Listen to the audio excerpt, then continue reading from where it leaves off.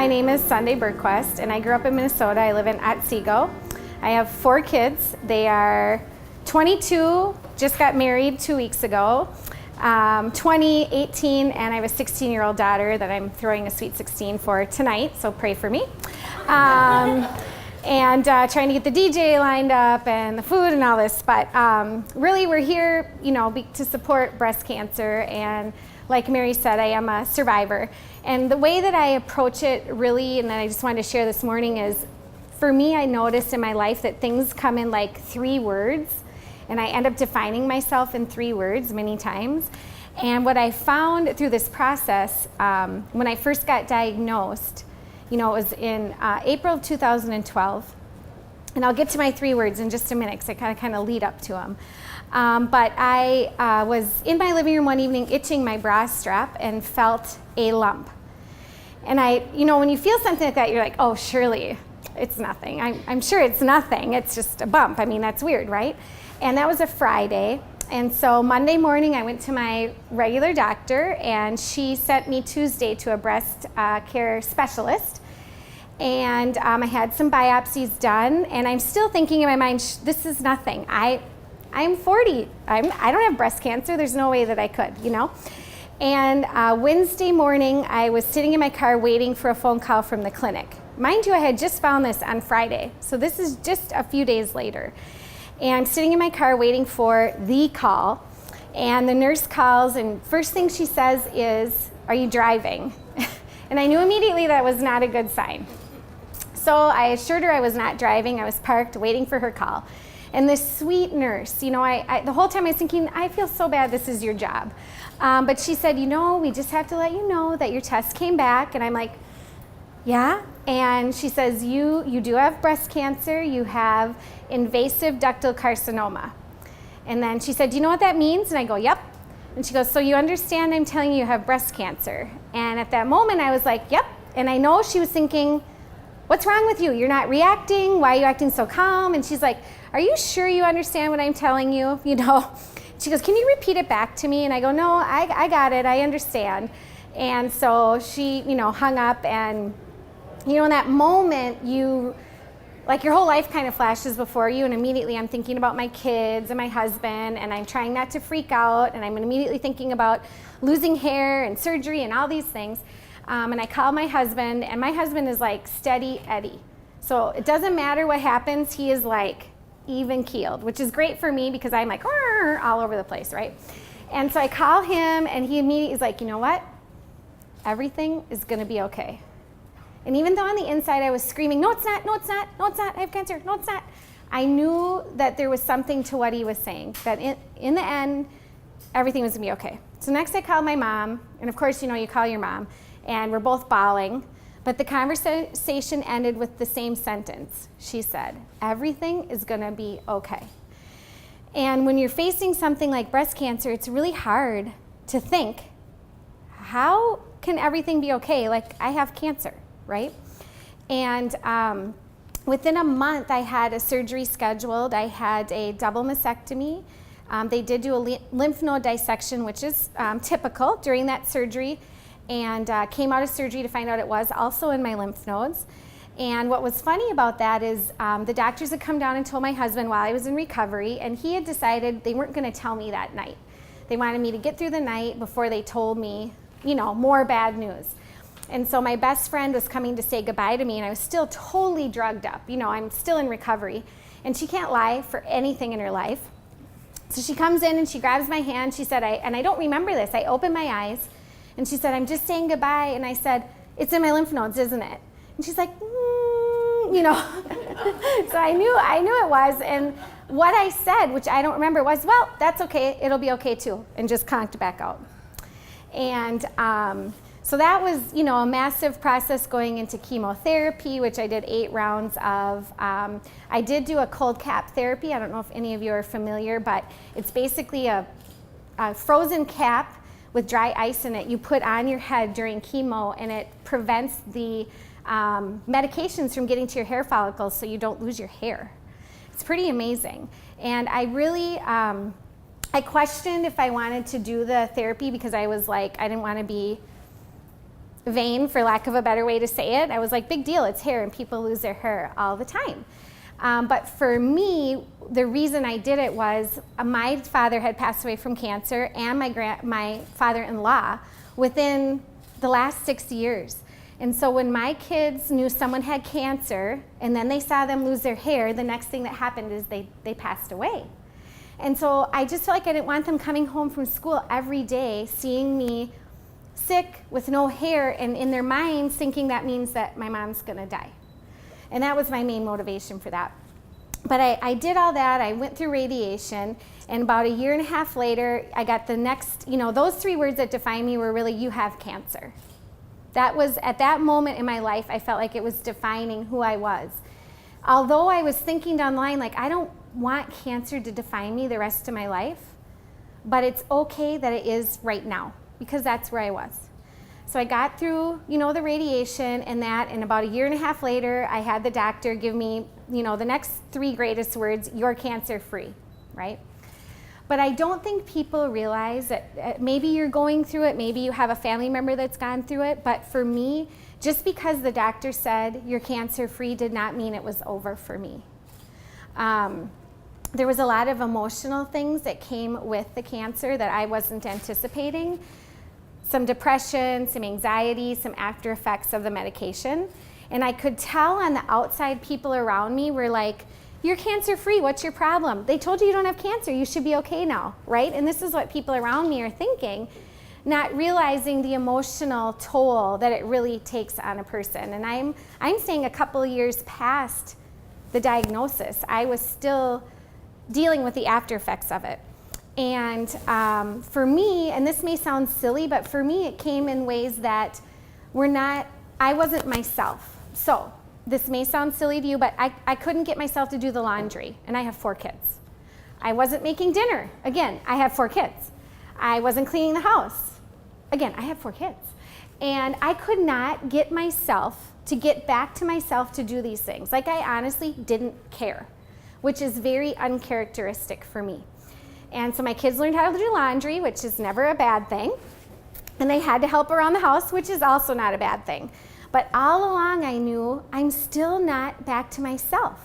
I'm still not, I'm a spontaneous person. I'm an adventurous person. I'm a, some people say like a party in a box person. I'm always ready to go do something and hang out and do something. And I just was none of those things. I was tired all the time. I didn't feel like seeing people. I didn't even want to see my friends. And again, if you know someone going through this, I would just encourage you to cut them slack. When they're not feeling up to doing things, it's like, realize that just because the doctor and the paper said you're cancer free, it doesn't mean that all those effects have left your life. But as I fast forward about 4 years, I had gotten to a place where it's like, okay, I have gotten through breast cancer, and I was 45 years old also, and I was like, I can do anything, and why am I waiting at 45 years old to go for my dreams, right? And once you go through something like cancer, and you get this kind of like little bit of a confidence in yourself, like, man, if I beat that, I can beat just about anything, right? And so I ended up applying for Survivor, the television show, and went through a long casting process, but was chosen to be on the show. And it's airing right now, Survivor Millennials versus Gen X. And what was cool about this whole situation is while I was in Fiji taping the show, I had the 4-year anniversary of my diagnosis, which is April 11th, 2012. Also my son's birthday and my mom's birthday and my parents' anniversary, so talk about a day. But on the island, you don't have a calendar, there's no way to know the date or the time, so we were making marks on logs. In my mind, I wanted to know when it was April 11th because I obviously knew it was coming. And on April 11th, we had a water challenge where our tribe, what we had to do is we had to dive off of a platform in the middle of the ocean, swim to another platform, climb up a 10-foot cargo net, jump off, catch a key in the air, swim to another platform, and then there was other parts of the challenge, but that was my portion of the challenge, okay? So this is my day. the day I got diagnosed. And if you've ever seen Survivor, I don't know if you guys are familiar, but they do what's called confessionals. So they do little interviews with you separately from the group. And that morning in my confessional, they were asking me, well, is this the day? Because they knew my story. And I'm like, yeah, this is my day. And like, what would it feel like to you to win a challenge today? And I was like, you have no idea the feeling it would be to win a challenge on the day I was diagnosed. Like, what? 4 years ago I was diagnosed, and fast forward, now I'm competing on a challenge on Survivor? How is that possible? Because I'm not special. Like, we're all special. But I'm like, there's nothing about me that makes me more anything. I mean, this was totally all doors opening for me, and I believe to tell my story so that it can encourage other people that their life doesn't have to be over because they got a breast cancer diagnosis. So that day, I swim across the thing, I climb up the cargo net, I jump off the platform with the key, fall into the water about 10 feet, and came out. Something changed when I jumped in that water and when I got back out. And I didn't really know what it was, but I knew something happened.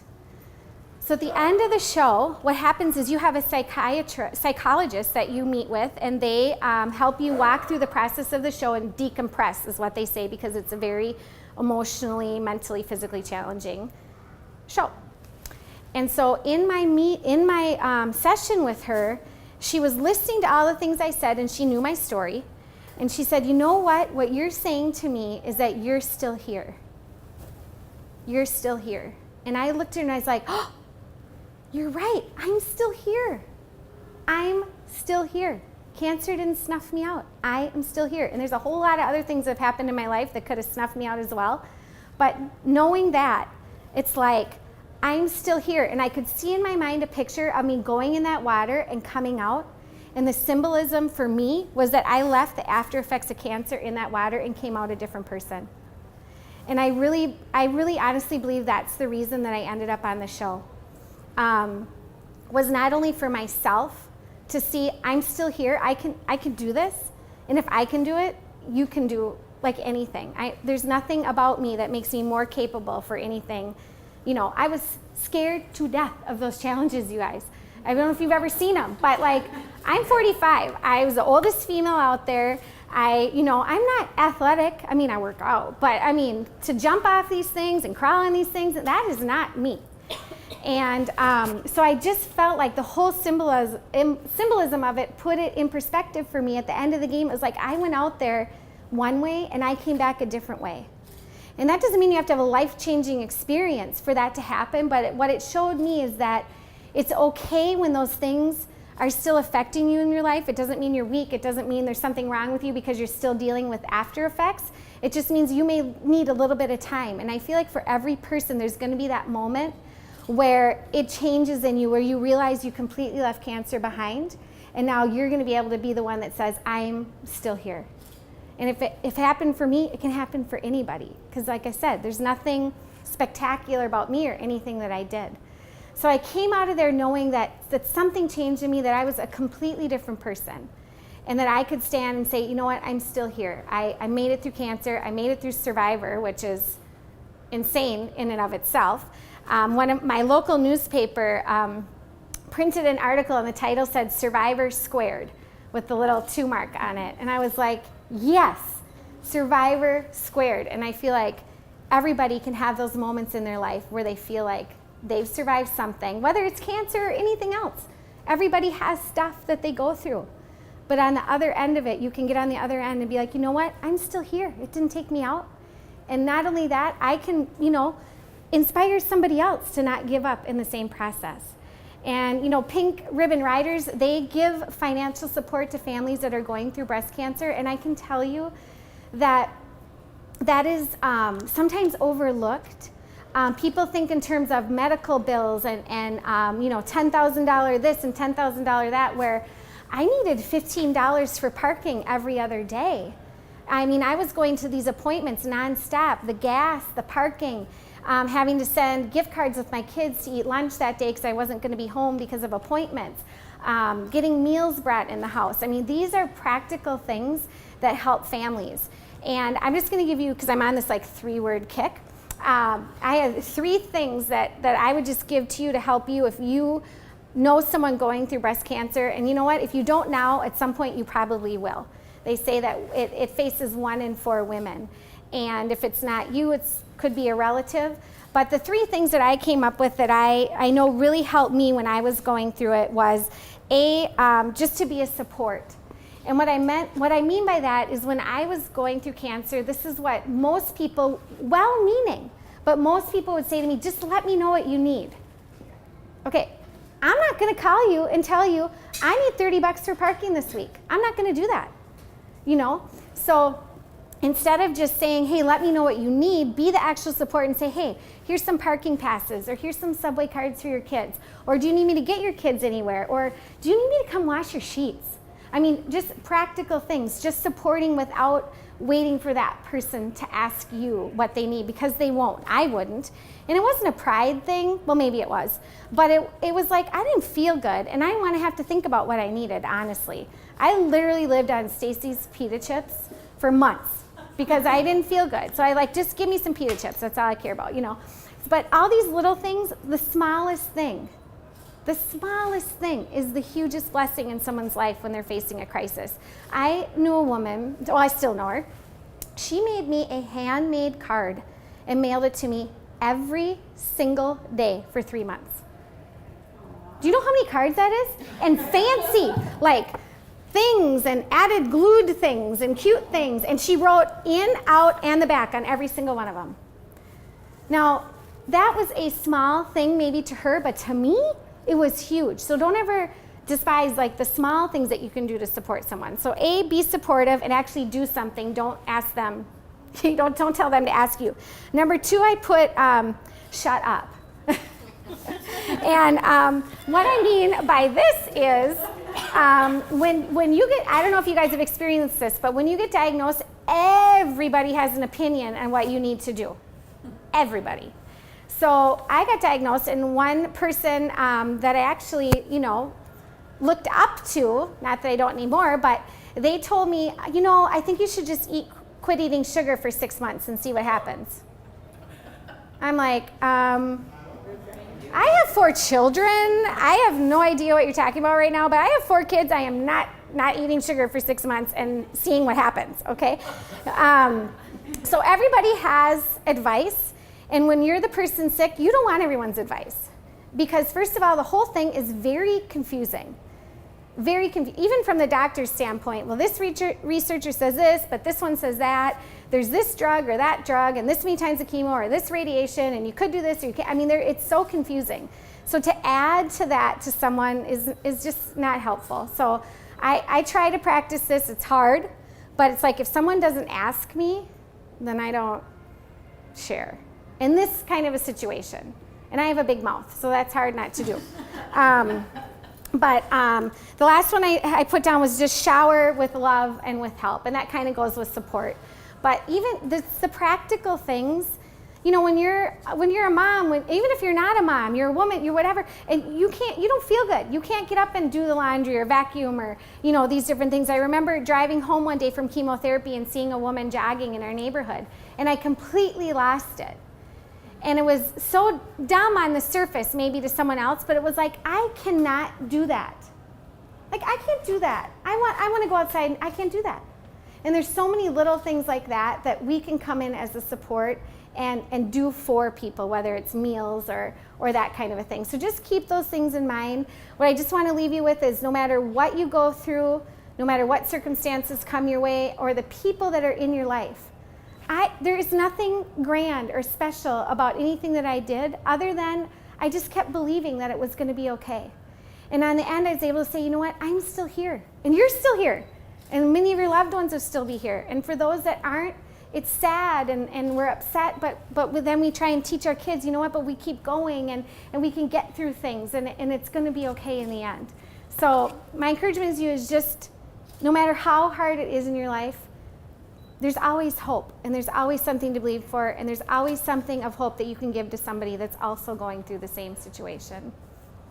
And so, you know, I hope that you guys, this is a great opportunity to buy something and support Pink Ribbon Riders, but more importantly, anyone that you know, just even a meal or reaching out. and just, you know, keeping them hopeful will go a long way to helping them. So we're just thankful that you came today.